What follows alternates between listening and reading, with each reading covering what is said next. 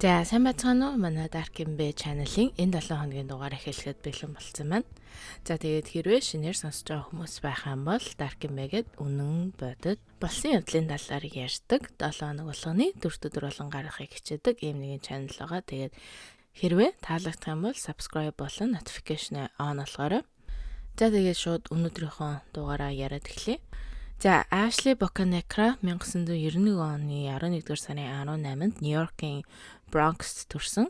Ээж болон нэг эгчтэйгээ амьдардаг. За гэрийнхнийх нь хэлснээр бол Ashley амьдрал тайртай, дандаа инээж идэг, жаргалтай охин гэж гэрийнх нь бол найз нөхдөнд төрсөлсөн. За Ashley 20-од настай болоод анхныхаа найз залуу болох Julian Ray-тэй бол уярхаж эхэлсэн. За энэ хоёр бие бинийгээ 10 жилд байхдаа таньдаг байсан ч сүүлд дараа нь 2012 онд буцаж Facebook дээр холбогдож бол уярхаж эхэлсэн. За уулзаал маш хурдан энэ хоёрын харьцаа дотносож хоорондоо сүү тавьж жирэмсэн болоод удалгүй Ashley бол нэг хөөрхөн хүү төрүүлсэн. За эргэн тойрных нь хүмүүс Ashley-г хэлэхдээ болохоор маш сайн ээж, хүүдээ маш хайртай гэж хэлдэг. За хүүгээ төрүүлээд удалгүй байхдаа буюу 2015 онд Атланта, Жоржиа руу нүүхээр шийдээд энэ гурав нүүсэн. За Жоржиад амьдраад хэдэн жил болсны дараа энэ хоёрын харьцаа муудаж энэ хоёр хоёулаа бие бинийгээ хуурсан. За тэрийгэ ч гэсэн мэдээд хүүгийнхээ төлөө хамтдаа үлдэхэр шийдсэн. За ингээд 2021 он болж хүн 6 настай байх үед хүүгээ аюулгүй хотхонд өсгөхөөр шийдээд өөр хот руу нүүцгээс нь бол маш буруу үйлдэл болж хувирсан. За ингээд 2022 он болоход Ashley, Julian хоёрын харьцаа муудаж бараг л одоо бие биедээ хайргүй зүгээр л зүгтаа хүүгээ өсөж байгаа танихгүй хоёр шиг харьцаатай болсон гэж нэг хамаатных нь хүн хүртэл хэлсэн. За ингээд Ashley 31 настай байхдаа ажил хийхээр шийдэж нэг барилгын материалын дэлгүүрт ажил хийж эхэлсэн. За Ashley оройн цагаар ажилдаг. Нөгөө одоо сүт залуу, найз залуу, нөхөр гэх юм уу. Тэр нь болохоор Julian нь өдрөөр ажилдаг байсан болохоор энэ хоёр бие бинийгээ бараг харддаггүй, таарлдаггүй байсан хоорондоо. За ингээд Ashley оройн цагаар ажилдаг байхдаа Daniel Gonzalez гэдэг нэрхтээтэй танилцаж дотносч эхэлсэн. За энэ хоёр оройн цагаар цуг ажилдаг байсан болохоор хоорондоо айгүй их цагийг өнгөрөөж маш хурдан татна болж бараг өдөр болгон уулздаг болсон. Ажил дээрээ цугтаа бас нэг хотхонд амьдардаг байсан болохоор хоорондоо уулзахад бол бүр амруулж өдрийн цагаар Daniel-ийн гэрлүү нь бол Ashley очдог болсон. За Daniel тэгсэн ганцаараа амьдардаг гэд бодсон чинь үгүй бүр найз охинтой 2 хүүхэдтэй болж таарсан. За найз охиныг нь Antonetta Stevens гэдэг 27 настай.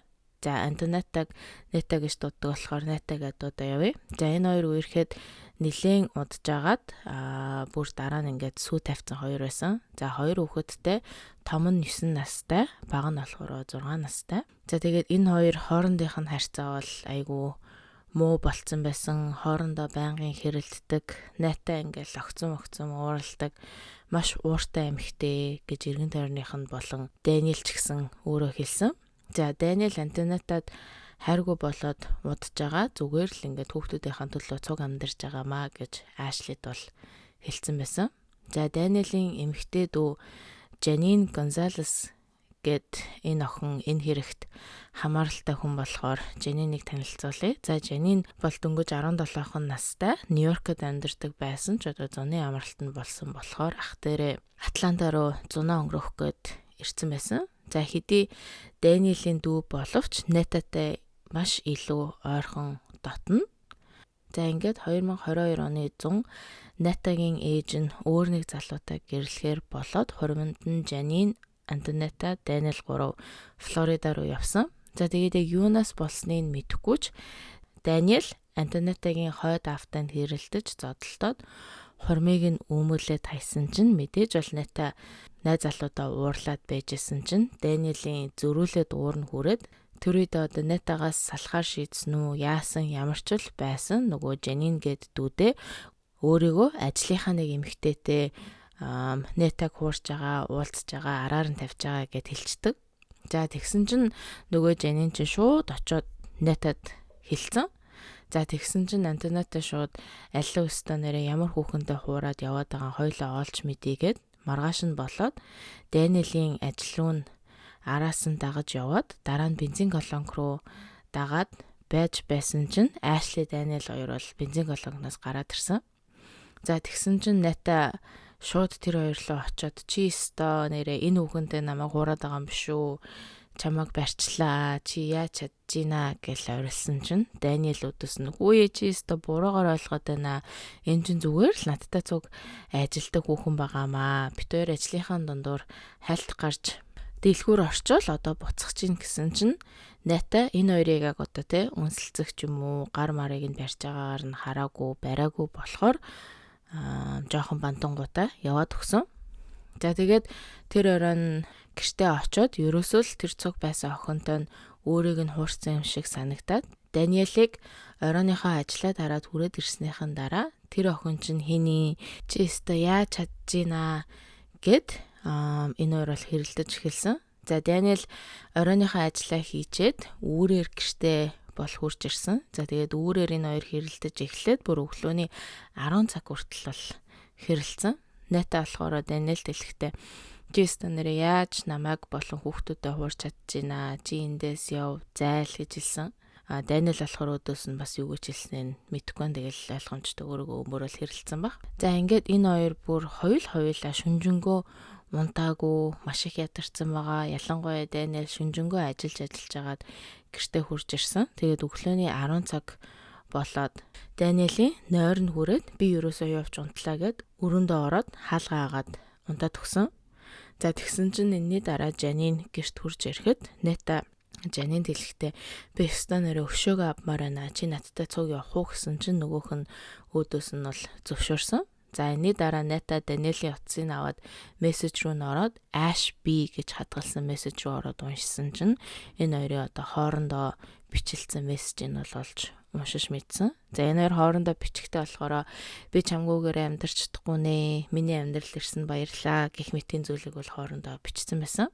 За тэгэхээр Ната шууд Даниэлийн утсаар Ашли руу хаана байна? Уулзъя. Би гэрээ чин гадаа яваад очиё гэсэн чинь Ашли болохоор би гэртээ хэвтэж байна. За чи гэрт ирж байгаа бол би одоо гарлаа гэж эргүүлж бичсэн.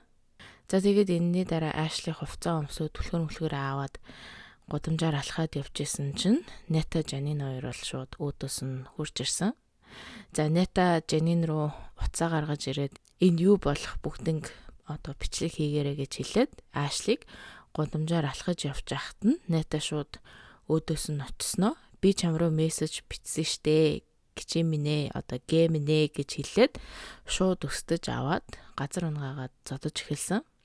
Тэгээд Ашлигийн нүүрлүү цохих болгондоо ингээл гिचээ гэж хэлээл толгоороо тасралтгүй цогж байхад Жанин бол бичлэг хийгээ зогсож исэн. За тэгээд бичлэг хийгээ зогсож байхдаа бид нар бол зэрлэгүүд бид нараараа оролдох юм бол ийм л юм болно гэж мэдээрээ өдргээл олон юм яриад бичлэг хийгээ зогсож исэн.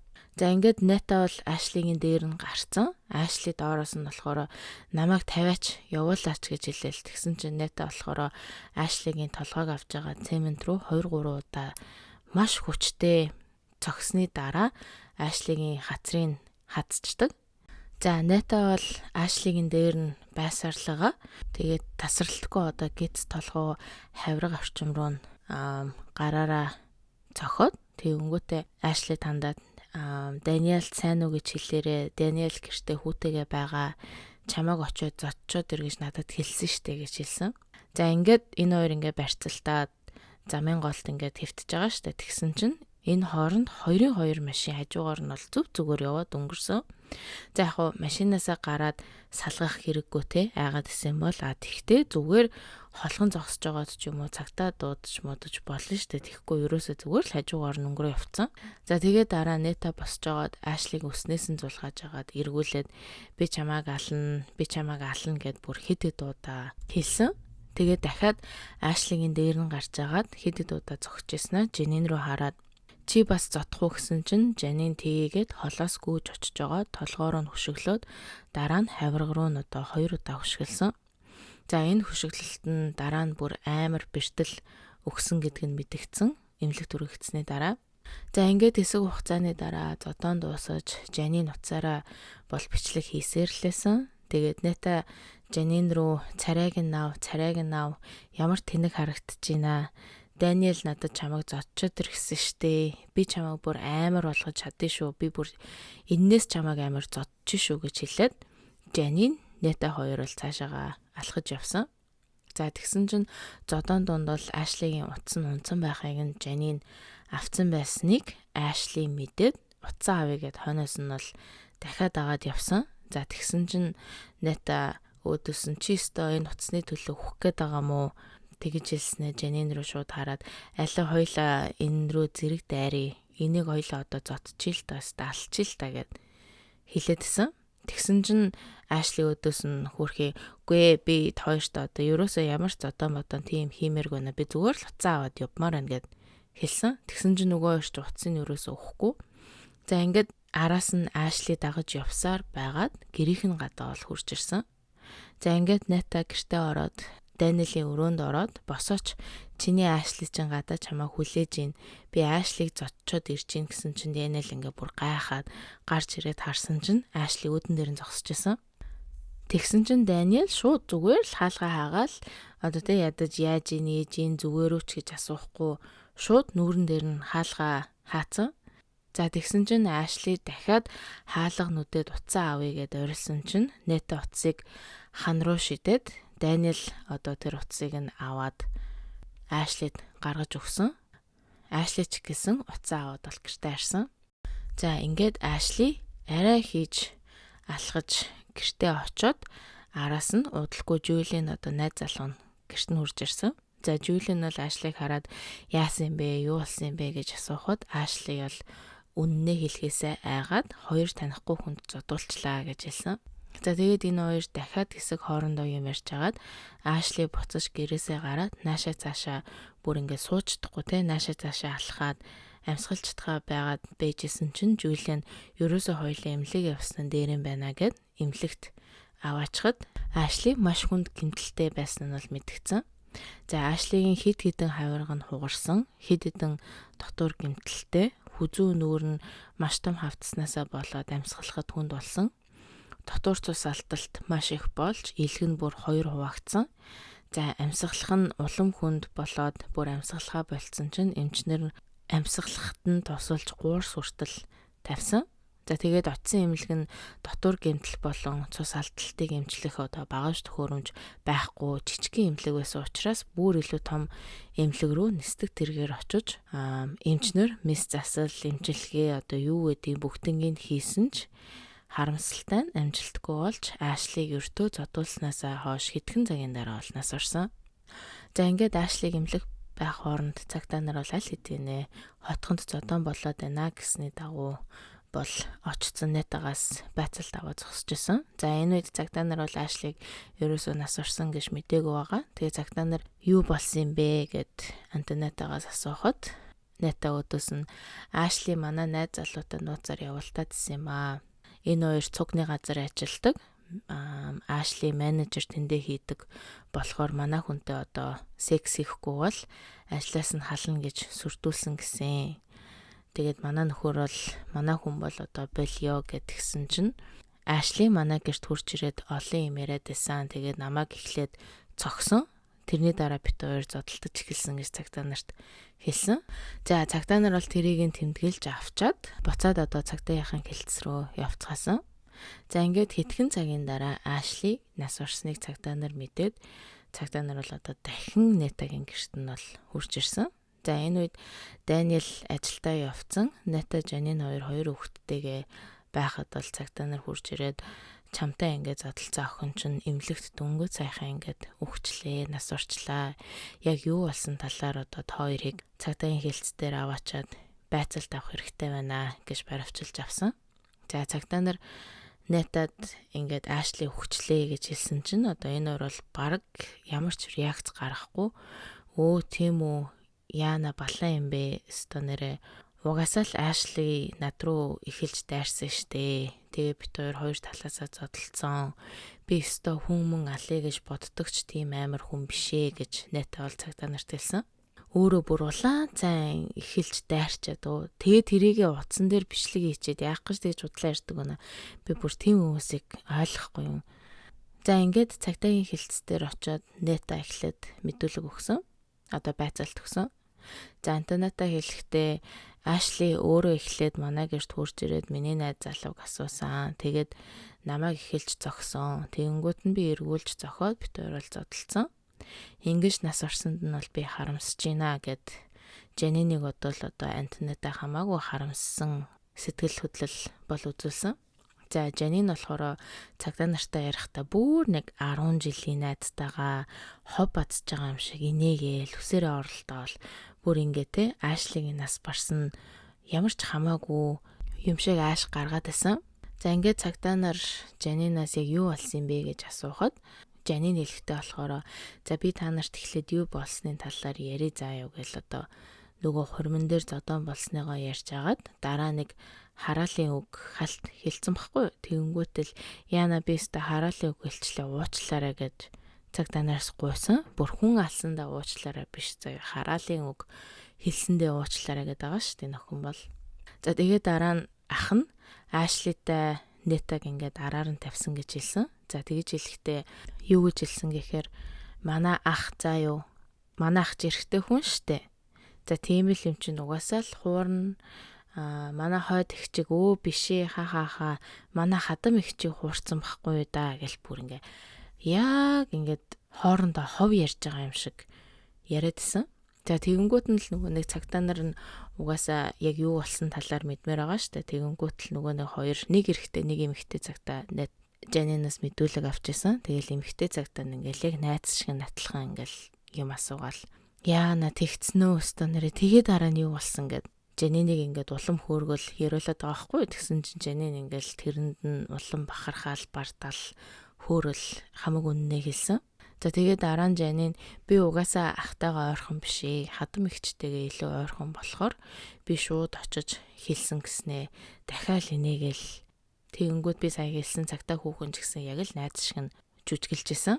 За ингээд Жанин хэлэхдээ бит хоёр Даниэлийг араас нь дагж агаад Ашли гэдгийг бол мэдэж авсан. Дараа нь Нета Даниэл тэр хоёрыг колонкоос гарч явж байхыг хараад барьж аваад асуусан чинь Даниэл энэ надтай цуг ажилдаг охин л гэж хэлсэн. Тэгээд маргааш Ашли Нетагийн гэрт хурж ирээд ингээд зодон болсон юм а гэж хэлсэн. За яг тэр хэсэг нь бол угаасаа худлаа энэ хоёр өөрсдөө Ашлиг бол Даниэл болж жүжиглж гэрээс нь гаргаж ирсэн. За ингээд цаашаага Даниэл үргэлжлүүлээд бит хоёр Ашлигийн утсыг нь аваад нөхөрлүүн залгая. Ашли чамаа хуураад араар чинь тавиад штэ гэж хэлгээд утсыг авсан юм а гэж хэлсэн. За тэгээд дээрэс нь Ашли 30 настай гэхэд амар жижигхэн туранхай өвчтөй жоохон өвчиг юм билээ штэ гэж хэлэнгүүтэл дээрэс нь нэмээд би маш олон хүнтэй зодтолдож байсан. Тэгж яхад анх удаа л зодуулж явахдаа хүн юм ярихыг анх удаа сонссон. Надаас сонь юм асуугаал чи Даниэлийн дүү үздэн төр гэдээсэн. Тийм сонь асуултыг надаас асуугаад байсан. Ер нь л бол айгүй сонин зодон болсон хаахаа гэж инээснэ. Цагдаа нар руу харсан чинь цагдаа нүүдөөс нь Даниэл Ашлигийн нүүрэн дээр ингээд хаалга хаасан гэж бид нэр сонссон. Тэр үнэн үү гэсэн чинь Жанин нүүдөөс нэрээ тийштэй ёо тэр бол өстой нэр үнэн инээдтэй юм болсон гэл дахиад инээгээл алга малга тасч машаал бүр арагшаагаа савж унах байгаа юм шиг инээгээдсэн. За би тэгээд энэ нөгөө нэг байцаалтын бичлэгийг үзэж байгаад хүн биштэй те яг уу 17 настай байж болно, жоох хүүхэд байж болно. Тэгтээ бас арай ч юм харамсах сэтгэлгүй бас байж болохгүй штэ. За ингээд удалгүй байцаалтч гэсэн дуусаж цагдаа нар Жаниныг юунаас болж байршлах гэж байгааг хэлэхэд Жанин бол мэдээж дахиад инээсэн. За цагдаа нар Жанинд нэгдүгээрт чамайг дээрмийн хэрэгээр баривчлнаа гэсэн чинь Жанин өдөөс нь юу вэ? Юун дээрэн бэ? Бит хоёр Ашлигийн утсыг дээрэмдэж юурээс аваагүй штэ. Буцаагаад өгцөн штэ гэсэн чинь цагдаа өдөөс нь тоор Ашлигийн утсыг авахад Ашли тоор зөвшөөрөл өгсөн үү гэсэн чинь Жанин өдөөс нь үгүй гэсэн чинь цагдаа өдөөс нь аха. За тэгвэл тэр чин дээрэм хулгайн хэрэг байгаамаа гэж хэлсэн. За хоёрт гэхэд чамайг хүн амны хэрэгээр баривчилж байна гэсэн чинь хальт одоо яг 1 секунд санаа зовсон царай гаргаснаа буцаад нөгөө нэг инээдгээр инээгээд хүүшээ юу вэ би юу да би одоо хүн амны хэрэгээр баривчилж байгаа юм уу? Би бараг тэр охинд чинь тэр эмэгтэйд ч одоо гар хүрээгүй штэ. Би зүгээр л хүснээс нь зулгаас штэ гэсэн чинь эрэгтэй цагтаа чиний одоо толгой руу хөшгөлж байгаа бас хавраг руу хөшгөлж байгааг бичлэгнээс бид нэр олж харсан. Тийм болохоор чи буруутай гэж хэлсэн. За дараа нь Жаниныг босгоод зургийг авъя гэхэд дахиад нөгөө ядаргаатай инээдгээрээ инээгээл поз моз аваад энэ яаж ин би өстө гоё харагдаж гин үү гэх нь холгүй маягилжсэн. За ингээд Антонита Жанин хоёр шүүх хурлаа хүлээгээд бол шоронд хоригдсон. За энэ хооронд цагтаа нар Даниэл дээр очиод Ашлиг ингээд бэртлээсээ болоод нас орчлаа гэдгэлсэн чинь Даниэл бол бүр шууд тэр дороос хурж унаад надаар битээ тоглоод үгүй элгүй дээ гэд уйлаад хоцорсон. За энэний дараа Ашлигийн найз залуу одоо сүйт залуу Жулиан руу очиод хэлэхэд Жулиан бол одоо бүр шоконд орсон. Ашлиг хоёр танихгүй хүнд л задуулчлаа гэд бодоод явжсэн чинь ажлынхаа хүнтэй өөрийг нь хуураад дараа нь тэрнийхэн сүү тавьсан эмэгтэй Ашлиг алсан гэхээр бүр Жулианд бол ерөөсөө итгэмээргүй байсан. За ингээд хоёр эмэгтэйн шүүх хурал эхэлж энэ хоёр өөрсдөө буруугүй гэж шүүхтэж харин шүүхийн бүрэлдэхүүн энэ хоёрыг бол буруутай гэж тогтоосон. За Жанин өөрийгөө би зүгээр л ингээд хажууд нь хараа зогсож исэн гэсэн боловч Жанин бол бүр уцаар бичлэг хийгээд дээрэс нь бит хоёр бол зэрлгүүд бит хоёроор оролтол ийм болно гэж орилсон. Бас дээрэс нь 3-4 удаа хөшгөлүүлж байгаа болон зодооныг зогсоох ямар ч үйлдэл хийгээгүй гэж үздсэн болохоор Жаниныг бол буруутай гэж үздсэн. Нөгөө хавраг руу нь 3-4 удаа хөшгөлсөн нь Ашлигийн дотор цус алталтанд бол маш том нөлөө үзүүлсэн ингэж задлан шинжилгээгээр гарсан болохоор Жаниныг буруутай гэж үзэж шүүх Жанинд 20 жилийн хорих айлыг бол өгсөн. Антонита ч гэсэн яг адилхан 20 жилийн хорих айлыг бол өгсөн. За тэгээд энэ хоёр бол одоо болтол шорондоо байгаа. Тэгээд Антонита шоронгоос гарахдаа 47-8 настай бараг 50 хүрэх үедээ гарна. Харин Жанин болохоор 37-8 настай үедээ шоронгоос гарна. За тэгээд миний энэ дугаар дээр олж мэдсэн мэдээлэл нэг иймэрхүү байна. Та нараас юу гэж бодож ин хэлээрээ. Миний бодлоор болохоор хэрвээ миний нөхөр ингээд над дээр намайг хуурж исэн бол би лав ямар ч л байсан хуурж байгаа эмэгтэй дээр очиж уураа гаргахгүй нөхөртөө л уураа гаргана. Найз залуугийнхаа араар тавьсан эмэгтэйг зодоод алаад тэгээ тэрнийхээ төлөө бүр 20 жил шоронд сууна гэдэг бол өстой. Миний бүр толгойд ч оронгүй хэрэг байлаа. За тэгээд өнөөдрийнхөө дугаарыг энэ дүргээд дуусгая. Дараа 7 хоногийн дугаар хүртэл түр баяртай.